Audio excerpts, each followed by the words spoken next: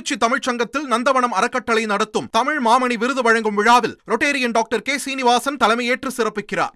பல்வேறு உலக நாடுகளுக்கும் அமெரிக்காவின் வரி விதிப்பு தொடர்ந்து தலைவிலையாகி கொண்டிருக்கக்கூடிய நிலையில் இந்தியா தரப்பிலிருந்து ஒரு பேச்சுவார்த்தை முடிவுக்கு வந்து 18% என்று வரியானது குறைக்கப்பட்டிருந்தது. இந்நிலையில் அமெரிக்க உச்சநீதிமன்றம் இந்த வரி விதிப்பை நிறுத்தி வைப்பதாக தகவல் வெளியானது. இந்த நிலையில் அமெரிக்க உச்சநீதிமன்றத்தின் தீர்ப்பை ஆய்வு செய்கிறோம், வரி விதிப்பு தொடர்பான அமெரிக்க உச்சநீதிமன்றத்தின் தீர்ப்பை ஆய்வு செய்வதாக மத்திய அரசு தெரிவித்திருக்கிறது.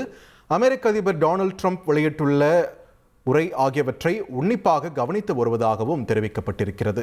முன்னேற்றம் தாக்கங்கள் குறித்து ஆய்வு செய்து வருவதாகவும் மத்திய அரசு தரப்பிலிருந்து விளக்கம் அளிக்கப்பட்டிருக்கிறது. அமெரிக்க அதிபர் ட்ரம்பின் வரி விதிப்பு செல்லாது என அமெரிக்க உச்சநீதிமன்றம் தீர்ப்பளித்திருந்த சூழலில் தற்பொழுது மத்திய அரசு தரப்பிலிருந்து இந்த விளக்கமானது வழங்கப்பட்டிருக்கிறது.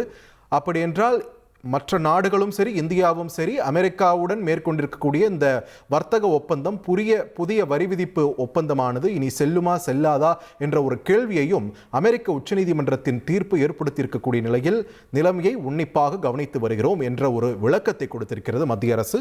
இதனை முக்கிய செய்தியாக நாம் பார்த்து வருகிறோம். திருச்சி தமிழ்ச்சங்கத்தில் நந்தவனம் அறக்கட்டளை நடத்தும் தமிழ் மாமணி விருது வழங்கும் விழாவில் ரொட்டேரியன் டாக்டர் கே சீனிவாசன் தலைமையேற்று சிறப்பிக்கிறார்.